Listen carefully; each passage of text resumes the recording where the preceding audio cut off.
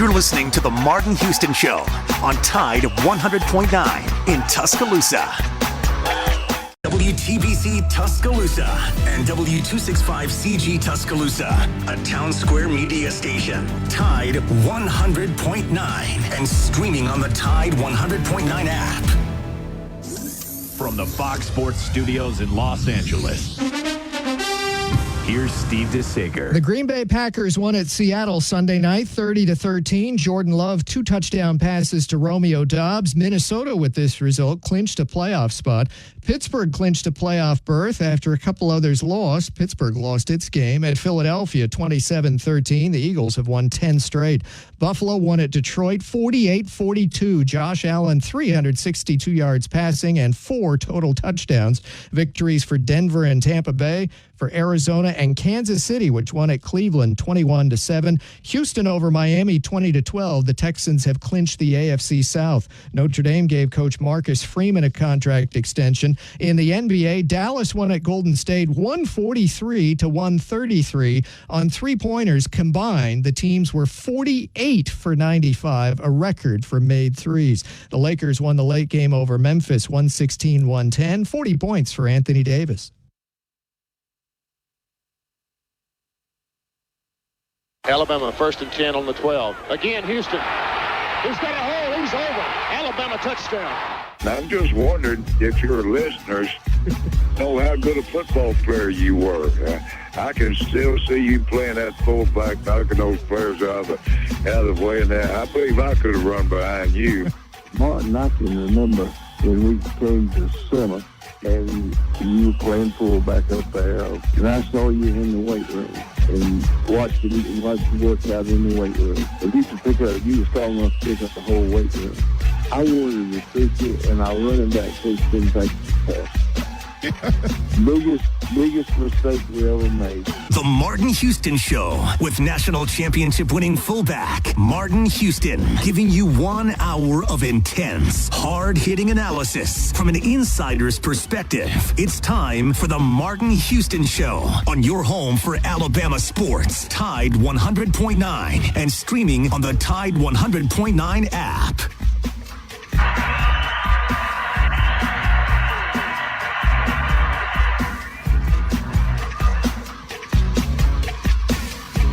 Welcome into the Martin Houston Show with Martin and Xavier on this Monday edition.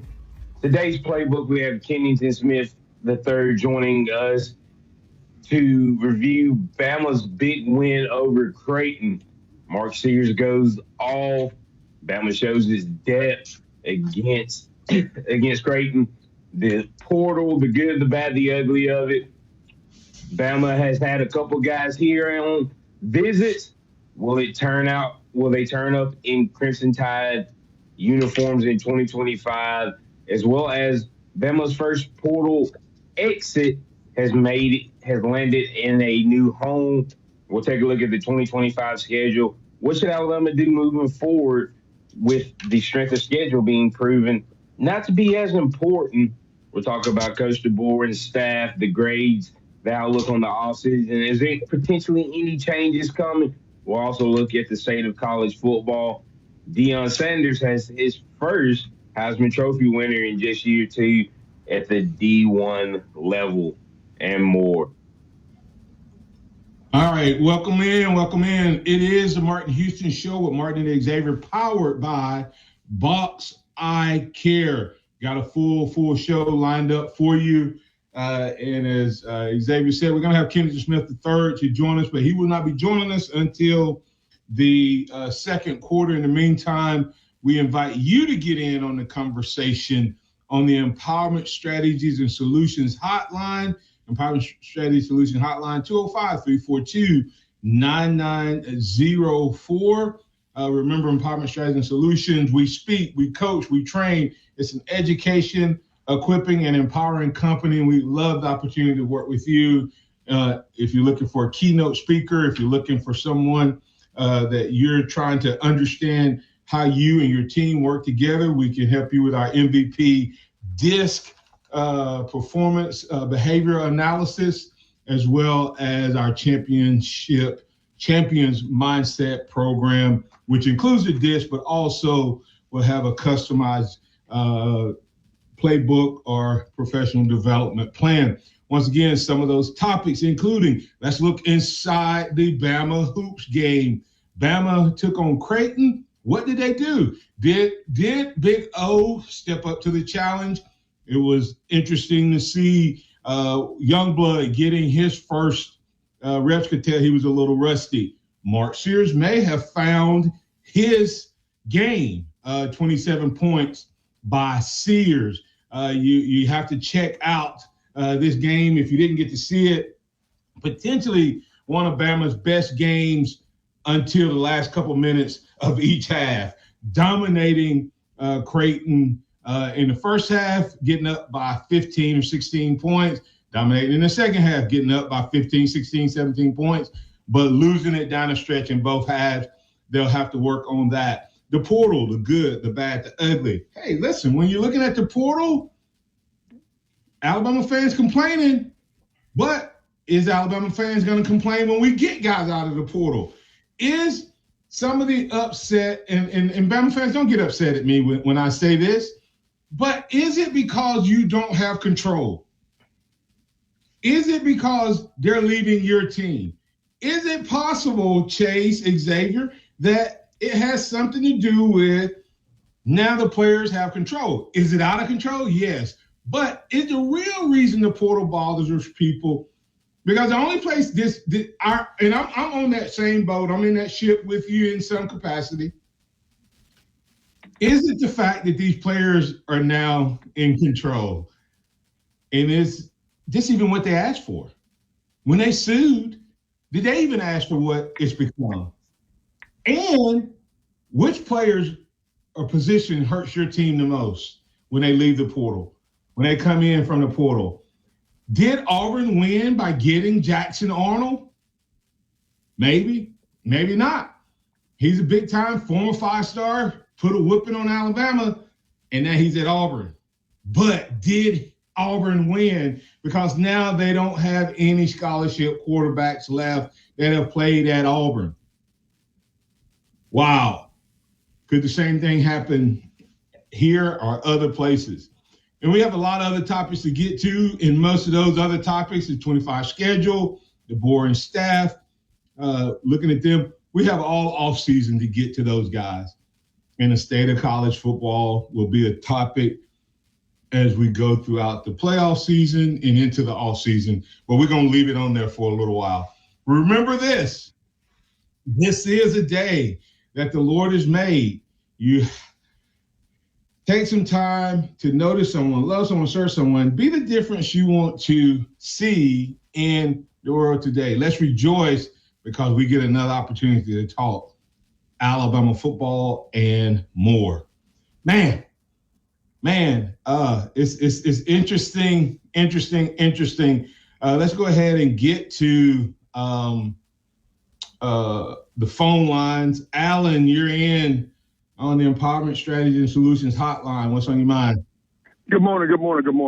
Why is everybody so mad at Deion Sanders? Please explain this to me. The man has won everywhere he's went to so far.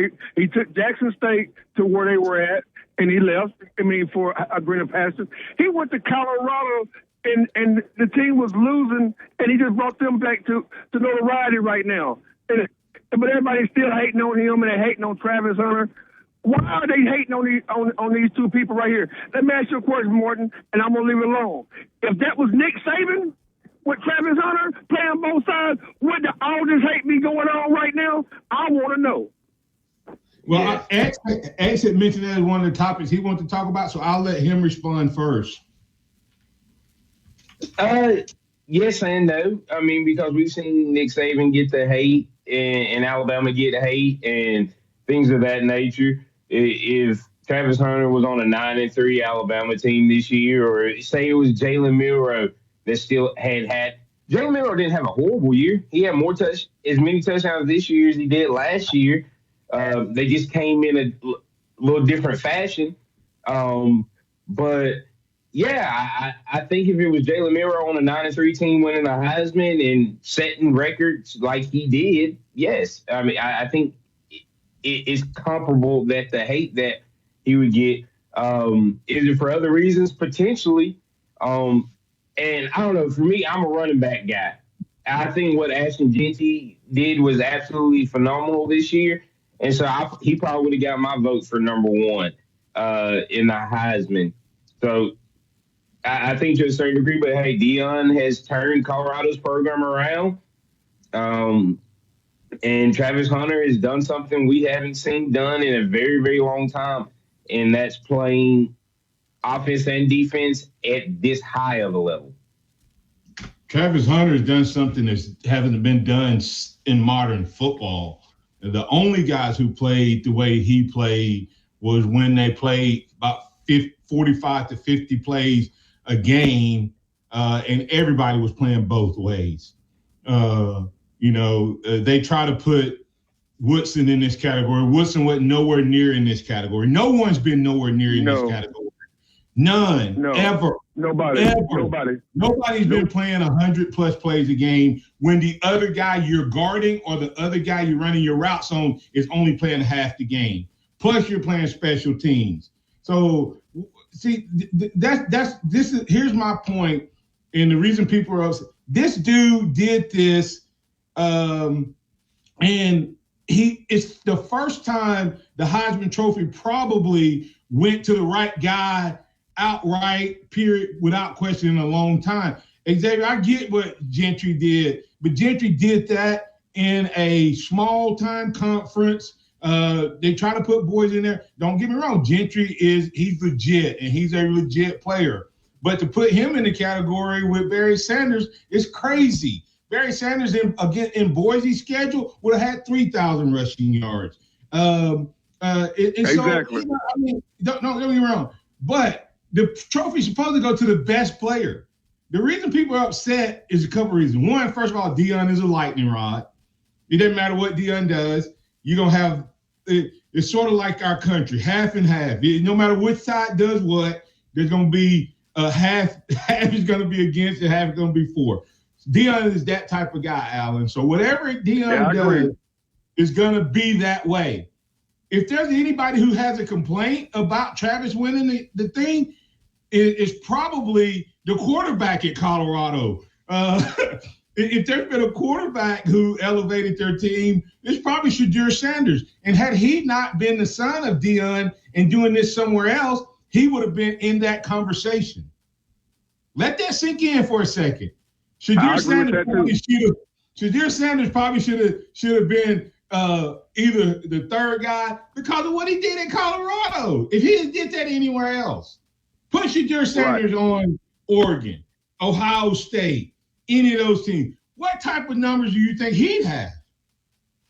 You see what I'm saying? So right. I think that I get that argument, but within the same breath of that argument, if he had a power 4 offensive line, could he have had more yards? I also look at it, and this is just my opinion. Yes. He was playing exactly. He doesn't need a power 4 because he has the same level offensive line of the schedules he plays. That's where he's playing. Sure. If he was playing power, but I've heard you make this argument. Barry Sanders would have been better behind Emmitt Smith's offensive line than maybe Emmitt Smith was. He would have, but that was playing the same level. That's the same level. But Ashton Gentry is playing against Boise. Boise is playing against Boise level competition, so he has the same offensive line. I also watched him go for almost 200 yards against Oregon. And so I'm not saying he could have done that every week, but it's a possibility with a lower level offensive line against a power, the only undefeated team in the country. He had a better game against the only undefeated team in the country than Quinshon Judkins and Trayshawn Henderson had combined. Xavier, if you feed a beast, he's gonna eat. Ashton Gentry is good, but Ashton Gentry was playing. It's no different than if Alabama plays Mercer consistently. That's what Gentry is playing, a level down from everybody else. And he is a talent that belongs I'm not saying he doesn't belong. Allen, you have started an argument. I see that. Actually belong.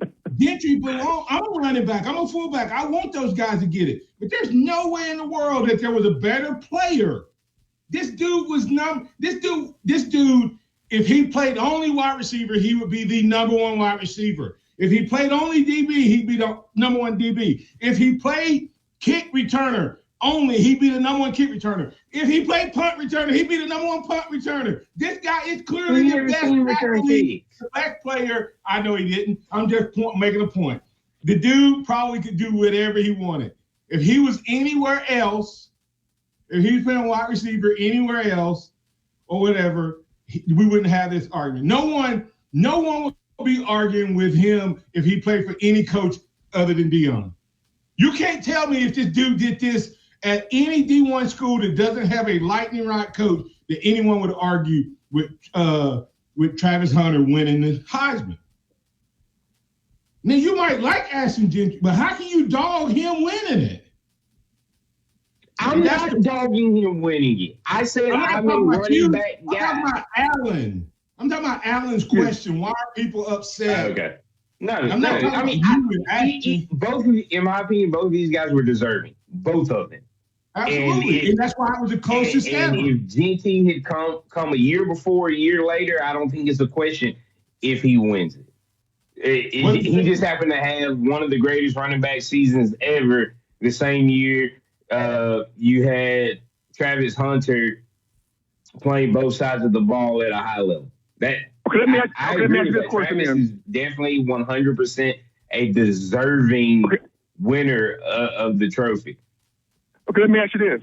If you put him in the SEC, does he have these same numbers? Who, Hunter? No, not Hunter, the running back from Boise. No. Whose offensive line is he playing with? It doesn't matter. It doesn't matter. I'm also going to tell you this. If Travis Hunter was playing in the SEC, he wouldn't have the exact same numbers he has. Well, he wouldn't be playing both ways. That's true. Yeah. He wouldn't be playing both ways. He wouldn't play both ways. That's true. I agree with that. So the lack of the Big 12 is the conference that we talked about. Oh, that's a horrible conference when it comes to defense. That's the SEC defense now. We got to get the break, Allen. Okay. All right, thanks. We are way over, but that's what I love about this show. Everybody has an opinion. Xavier has an opinion even when it's wrong. But hey, listen, he has it. He would have picked Gentry. Hey, coming back on the other side, we'll add Robert. He's on the phone waiting, and I apologize, Robert, for having you wait so long. We'll add Kennedy Smith III to the conversation. We'll be back in just a moment. Tide 100.9 traffic. Tuscaloosa traffic now from the Townsend Nissan Traffic Center. A very good morning to you on this Monday. We're getting off to a nice and quiet start as you move along the Tuscaloosa freeways and side streets. You got the road construction in the area and the usual on McWright's Ferry Road extension between Rice Mine and New Watermelon. Now you do have some bridge work there. So you can spend less time searching and more time connecting with talented candidates. Visit Indeed.com/credit and get $75 towards your first sponsored job. Terms and conditions apply. Got timberland in West Alabama or East Mississippi? North River Timber Company has you covered. Since 2011, Courtney White, a registered forester, along with his expert team, have been managing timberland and harvesting timber across 4 West Alabama counties. They offer comprehensive timber management plans, reforestation services, and appraisals. Courtney White says timber is like money in the bank. Don't let your investment... I think. Discover is accepted at 99% of places that take credit cards nationwide. Based on the February 2024 Nielsen report. Hey, I'm Martin Houston, and I want to tell you about exciting news happening at Box Eye Care. They've moved to their new location, bringing you a brand new lab, stylish new frames, and a fresh look just for you. Enjoy their expanded frame inventory, competitive prices, and faster service, all with the same great level of service you've come to know and trust. Discover this full-service eye care at Box Eye Care's new location. With their in-house lab, they offer unbeatable value and one of the largest frame collections in town. Schedule your eye exam today and walk out with new glasses in less than an hour in most cases. Visit boxeyecare.com. That's boxeyecare.com, or call 205-342-0660. That's 205-342-0660. Visit them at 5003 Oscar Baxter Drive. That's Box Eye Care. Your vision, our priority.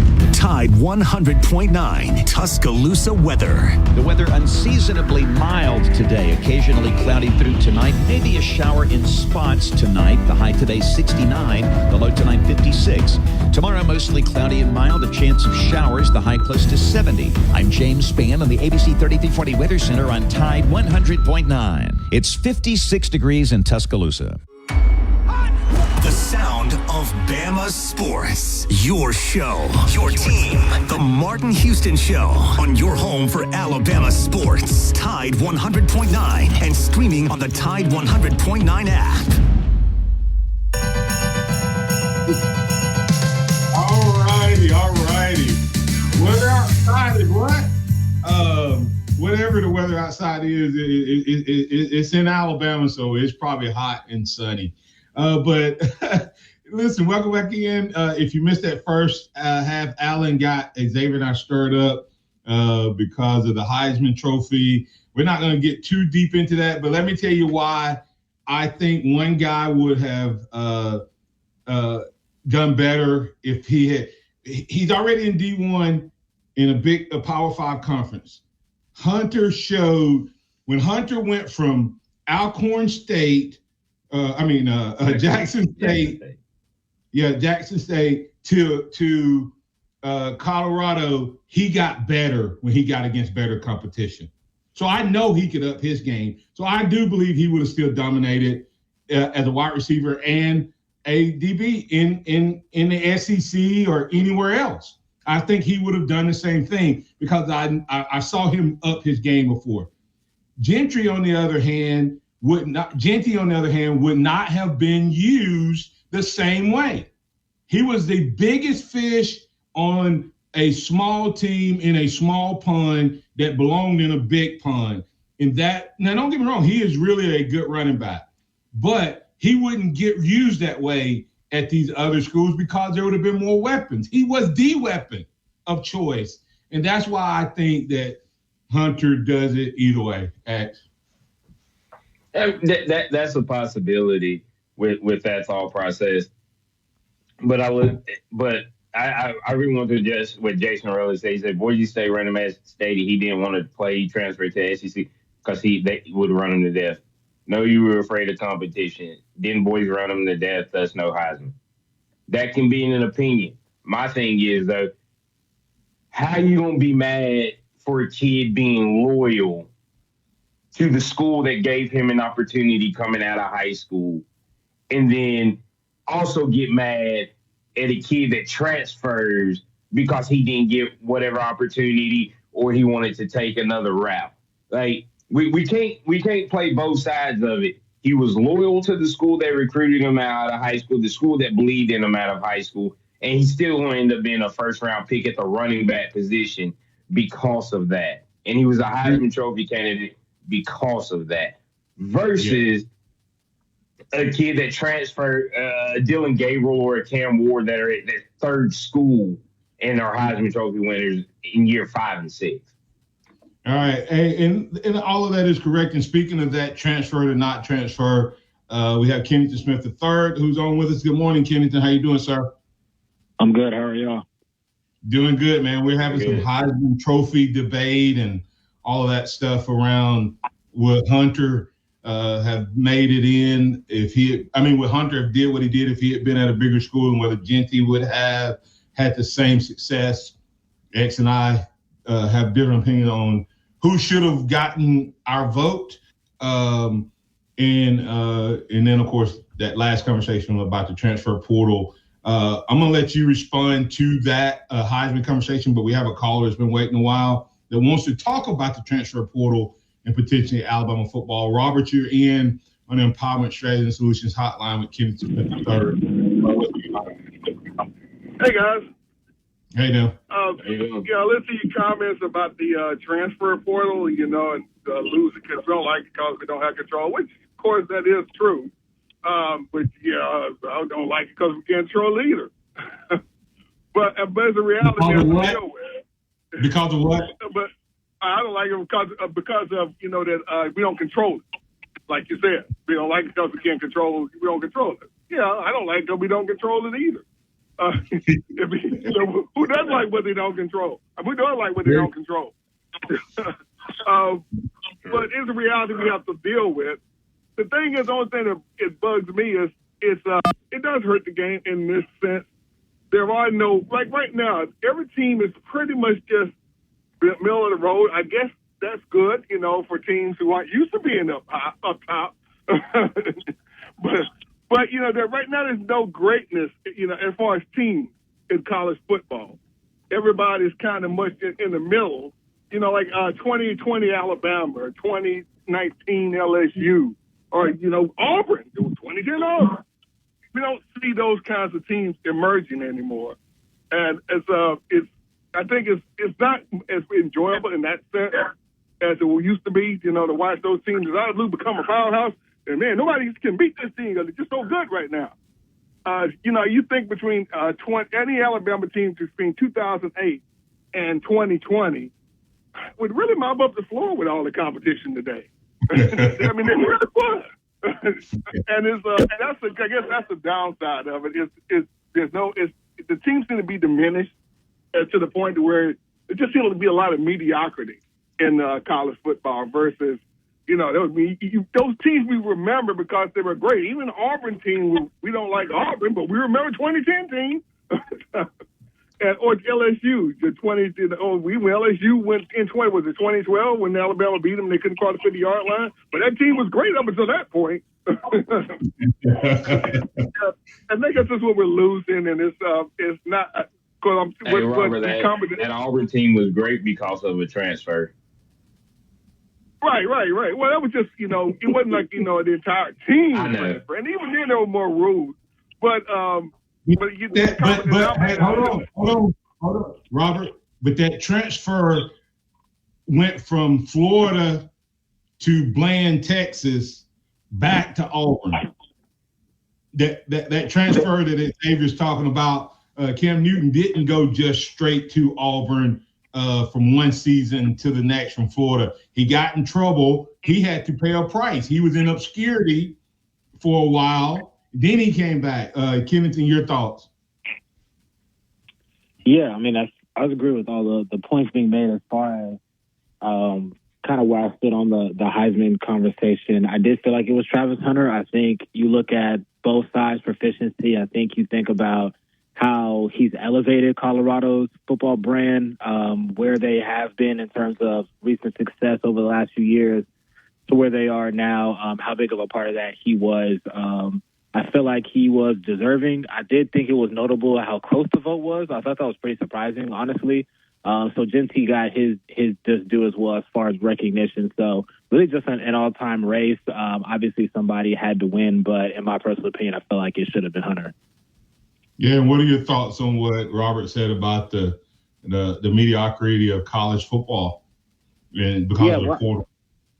Yeah, well, I mean, I feel like it's probably a little too early to say that era is going away completely. I think this is really kind of like the first year where there really hasn't been kind of like, I guess, that team that kind of stands out from start to finish as far as domination goes. So I guess we'll just have to see how it goes over the next 2 years. I feel like there are still going to be opportunities for kind of those teams to pop up. Ohio State was supposed to be that this year. You know, there are teams that, you know, are kind of still projected to be that. So I think it's made the sport a little bit more interesting this year, but I am a little hesitant to say that it's going to be like this, you know, every single year moving forward, just because the portal's kind of leveled things out. Yeah, the only reason we feel this way is because Alabama's down. If Alabama was 13-0, number one in the country, we wouldn't feel that there was a mediocrity in college football. You know what? The crazy part, to say Alabama is down, it's probably off we just, Robert, I'll let you close it out. We had a low. I mean, we beat the good teams. We just have to either mature, or our coach. Somebody has to mature that we don't lose those low hanging fruit. Because the reality of it is, you would have said Alabama would be 11-1 with the games we won. If you didn't know who we lost to, you would definitely not think we lost to a 6-6 Oklahoma and a 6-6 Vanderbilt. We beat the good teams. So can they fix the floor at Alabama? Because the ceiling for Alabama was still the same this year. Robert? Well, and the reason why I say it's mediocrity is, not because Alabama's down, but like I just said, I really believe any team Alabama team between 2008 and 2020 could rip through college football like it wasn't done to it. And some of those teams weren't great. They lost 3. Like the 2010 team lost 3 games. They would destroy college football right now. The 2015 team with Blake Sims, they lost to Ohio State. They would decimate college football, right? In my opinion, of course. They would decimate college football right now because the entirety of college football seemed to diminish. And that, again, neither one of those teams won a championship because the other competition was also just as good. It seemed like, and I think you lose that because you don't get the chemistry. Like you said, Cam Newton, he was one, but there were plenty of other team players around here that have been together for years, and that kind of evens that out. So when Cam Newton gets up to speed, those other players have been together for years. They've already gelled, and they're just getting used to him. It happens a lot quicker. Then. Now, like you say, Ohio State, the reason why they didn't dominate because it takes some time for that chemistry to build up, and you got that many new players. You need some time for these guys to get together and figure things out. When are you going to move left or right? That kind of thing, without even looking or thinking. Like 2020, reason why they were a well-oiled machine, we know why. Those guys have been together for years. They were in sync beyond measure. They were so, I mean, they were like, could finish each other's sentences. And we don't get. Yeah, and that's right, Robert. You're nailing it. The team chemistry. We have to get the break here, but the team chemistry that Robert's referring to, and we'll respond, Kennington, on the other side. But the key there is, as we get the break, is there is no off season. There's no preseason. There's none of this playing before other than the spring game. And then they even add people after spring game. So college football, in a lot of ways, is still the best form of football, in my opinion, but it's broken because it's not reaching its maximum potential. And I think that's what Robert's saying. The highs right now, the high teams, are not at the ceiling of the others. There's still some teams that's better than everybody else. They just don't have the ceiling that the other teams used to have. And that's my opinion. And I'm sticking to it at least until somebody change my mind or I change my mind. All right, we got to go to the other side to keep the conversation rolling. Tide 100.9 traffic. Tuscaloosa traffic now from the Townsend Nissan Traffic Center. A very good morning to you on this Monday. We're getting off to a nice and quiet start as you move along the Tuscaloosa freeways and side streets. You got the road construction in the area and the usual on McWright's Ferry Road extension between Rice Mine and New Watermelon.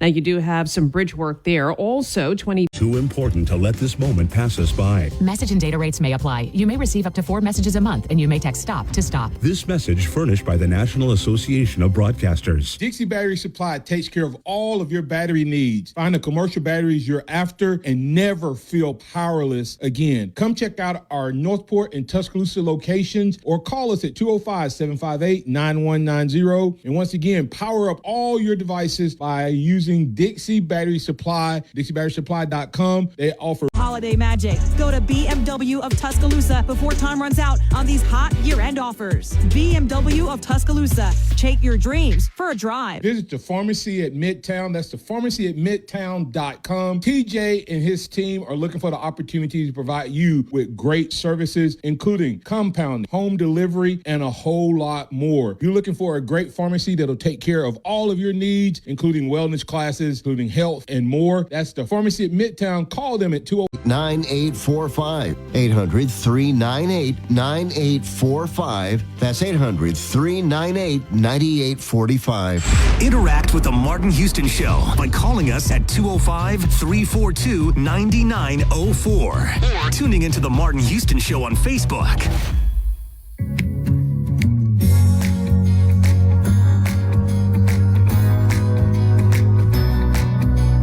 Welcome back into the Martin Houston Show this morning, Xavier. As we enter the second half, we are joined by Kenyon Smith III. But before we get into transfer portal conversation, we have Ragged Glory joining us on the Empowerment Strategy Solution Hotline.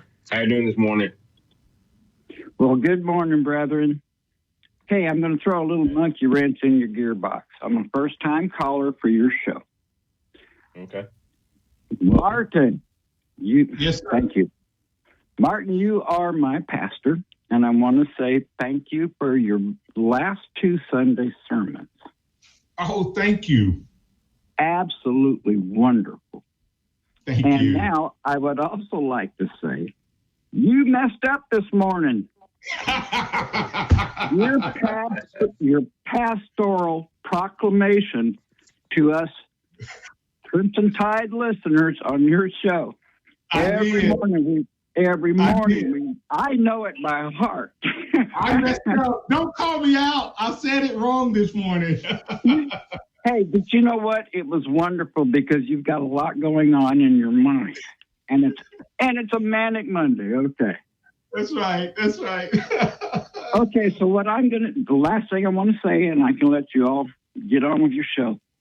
I'm old school football, playing in the 70s, and I went back and forth both sides. I had to play quarterback with a wishbone offense, and I had to play free safety because you had to play both sides of the ball. So my vote went out to Travis Hunter. Mm-hmm. And so I'm very happy. I think he's well deserving of the Heisman. Agree. I agree. So I'm supporting your argument, and that's pretty much all I have to say. And you guys will hear back from me again sometime. Hey, don't hang up, Ragged Glory. I'm going to get Chase to get your number. So stay on. Chase has my number. All right. Thanks, Ragged Glory. Thanks for calling. Thanks for listening. And thanks for those kind words, man. I appreciate it. Every morning, I'm going to call you out.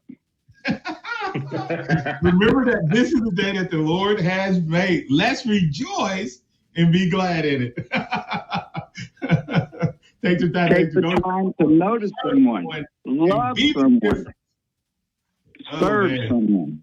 And serve someone. Oh my goodness, Ragged! Thank you so much, man. That's a blessing. It is truly a blessing. So, all right, X, I'll toss it back to you on that portal conversation that's generated and get you in Kennington's thoughts.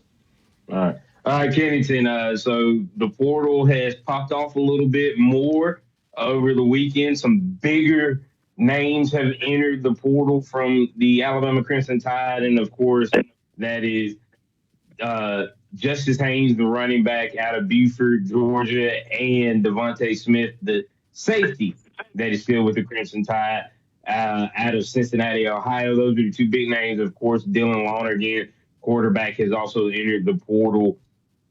Blind Squirrel Sport, who's our resident Georgia fan, says, do y'all think there's any chance Justice Haynes becomes a volunteer?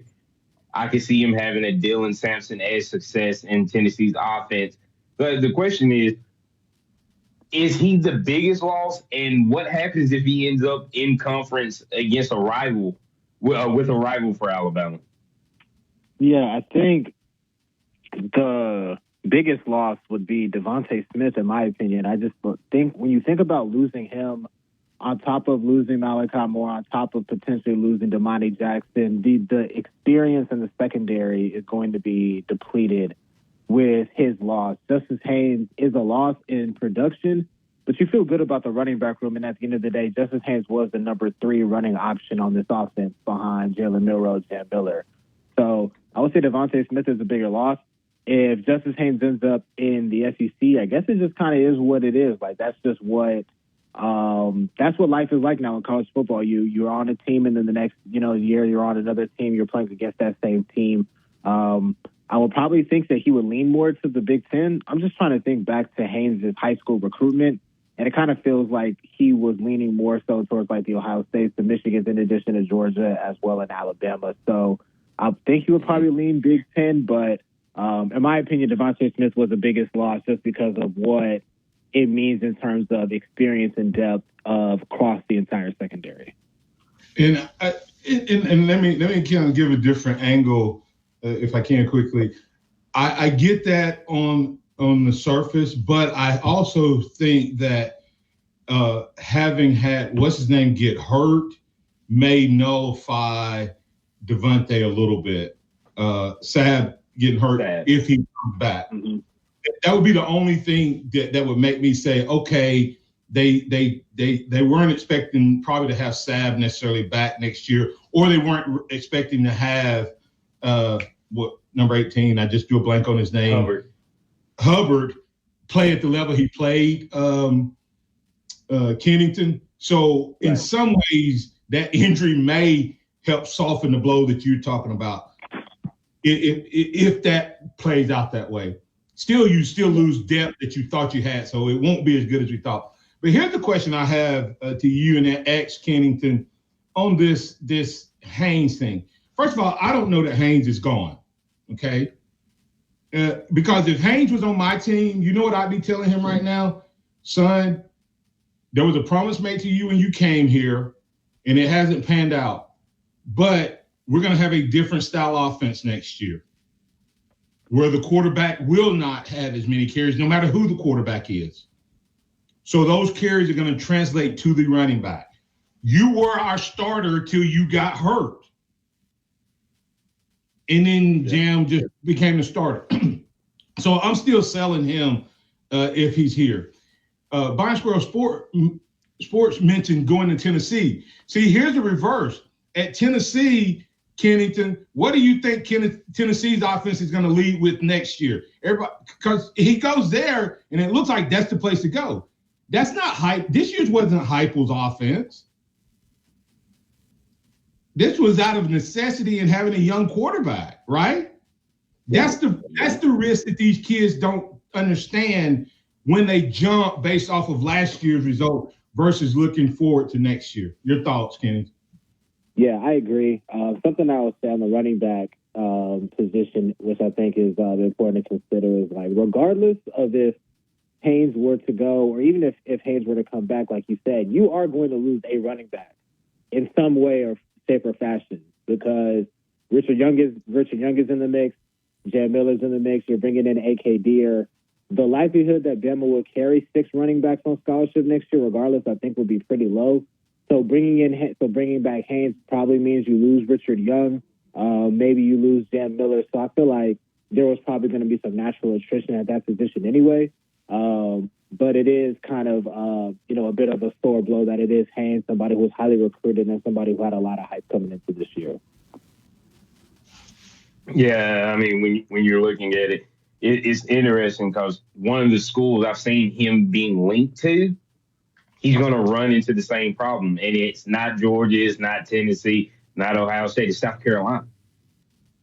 I've seen him linked to South Carolina, and you're going to Lenore Sellers, who's just as much of a runner as Jalen Milroe, if not more, because of where he's at in the development of his career. So that'll be interesting to see if South Carolina is able to pull Justice away. And I agree with Kennington. I think there's going to be a natural attrition because Richard Young is too good to sit on the bench again. You know, he's not necessarily the hype of Arch Manning and Quinn Ewers situation, but he's too good to sit on the bench and only have the number of carries that he had this year. Jam's going to be a senior, so he's gone. Richard can step up and become the face or the lead back in the year or two with Hill, Riley, and A.K. Deere on the tail end of that. So I think that is a natural thing with the attrition. I hate to see him go, but understand it at the end of the day. We're going to go ahead and get the break. When we come back on the other side, we'll finish this. transfer portal conversation and try to hit some Bama hoops as well. This is the Martin Houston Show with Martin and Xavier. Power Rob Box out here. Coming up on The Game with Ryan Fowler.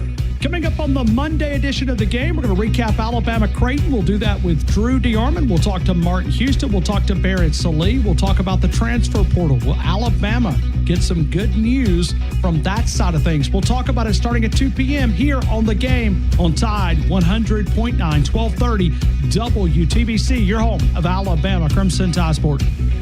The longest running sports program in Tuscaloosa. The Game with Ryan Fowler. Weekdays from 2 to 6 p.m. on Tide 100.9 and streaming on the Tide 100.9 app. Tide 100.9 traffic. Tuscaloosa traffic now from the Townsend Nissan Traffic Center. We found a little bit of trouble on 2059 this morning. It's in the eastbound lane at 359. So that is an accident, but I don't see where you're heavily delayed right now. As a matter of fact, I don't really see much of a delay at all. Just a very, very... On your home for Alabama basketball.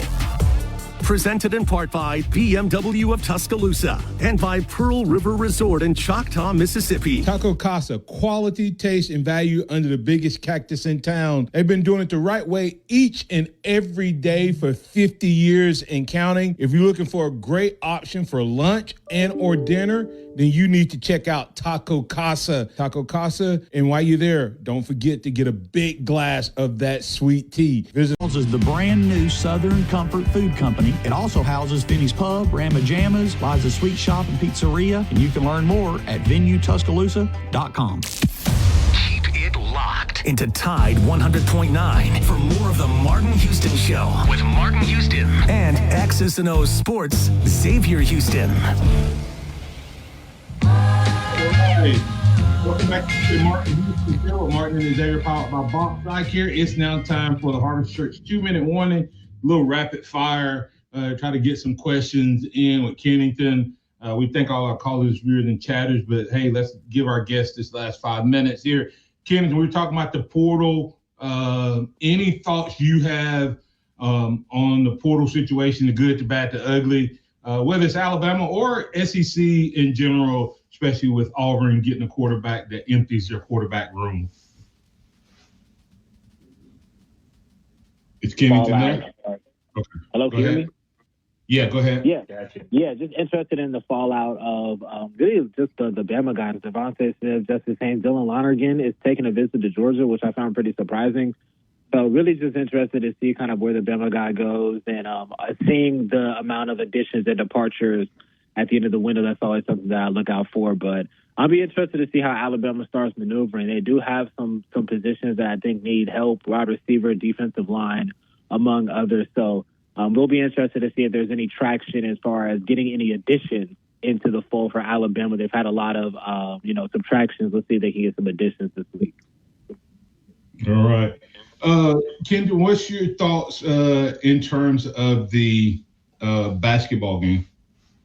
Yeah, I think the biggest takeaway that I had is Alabama is winning games this year that they lost last year. NATO scheduled this really tough schedule last year. They were really close, but they didn't have that kind of competitive will down the stretch to close out some of those big games against the Purdues, the Creightons, etc. They come back this year, and you see that nucleus with the addition starting to win those games. You look at the 7-game stretch that they had, with Purdue and Illinois and Houston all the way down to Creighton, going 5-2 in that stretch is pretty remarkable. And you have to feel really good about where Alabama is at as a team. And they're going to have these next 3 games to kind of work the kinks out before SEC play. So I feel like for the most part, outside of Latrell Wright's injury, this has been a pretty ideal start for Alabama to start the year. Houston Millett is in the fold and healthy and playing. Same with Chris Youngblood. So excited to see what those two bring. But Alabama basketball is exactly where they need to be, I think, going into SEC play. Yeah, K2, speaking of those new additions in Houston Mallett, who gave up a red shirt because of the right cell injury, Youngblood and what he's done now that he's healthy. And, of course, you can't forget Big O in the middle. What are those 3 guys' impact so far? I know Youngblood's first time was playing was Saturday and Mallett coming off the red shirt. But how big are the 3 of those guys because of their experience and their veteran presence for this team that has a ton of young talent in the Phylons and Reeds and Sherrills? Yeah, I think just the ability to have multiple ball handlers, multiple guys who can get their own shot and score. And then Cliff, obviously, what he's doing defensively was just the gaping hole that Alabama's roster had last year. So NATO's did a really good job of identifying the needs from Bama outside of this defense, kind of those more secondary things, like, again, having another ball handler, having more guys who can score off the dribble and get their own shots. The way that he was able to replenish this roster is really impressive. And even without Reitzel, who is their best shooter, it seems like they're still scoring at a high clip. They're still going to be able to shoot the ball well. So this is going to be a really formidable team going into January, and they're going to need it because the SEC is brutal. It's brutal. Yeah, speaking of that, like, what are your thoughts on the SEC and how deep this conference is becoming in basketball on the terms of what it has been in football in the past? Yeah, I mean, just the commitment to be good at basketball, I think, with the SEC is something that stands out. It's kind of like somewhat come out of nowhere, but you appreciate that the conference is taking basketball more seriously. I've seen a lot of chatter about them potentially getting 12 teams into the field. That's a pretty ambitious number, but I'll be dialed into the SEC race this year. I think it has the potential to be an all-timer. Yeah, and that was Leonardo that said, I mean, that's the crazy. Alabama and the SEC didn't start that rumor. That's what's crazy. Kennington, tell them where they can find you, man. Yeah, on X at skinnykenny_theathletic.com or The Athletic, however you get your mobile apps, searching my name, Kennington Smith, or anything related to Alabama athletics. Yeah, man, what a show. Kennington, thanks for your input. Guys, he has a lot more to say and share. Go check him out at skinnykenny_ on the X, and then you can find all of his other sites, theathletic.com. All right, hey, remember this, trust in the Lord always, lean not your own understanding. Always acknowledge him, and he will direct your paths. That was Kennington Smith III. That's Xavier Houston. I'm Martin Houston. That's Chase Brumfield. We appreciate you. We'll catch you tomorrow at 6 a.m. right here in Ragged Glory. I'll get it right tomorrow. If I don't, call me out. Roll Tide, everybody.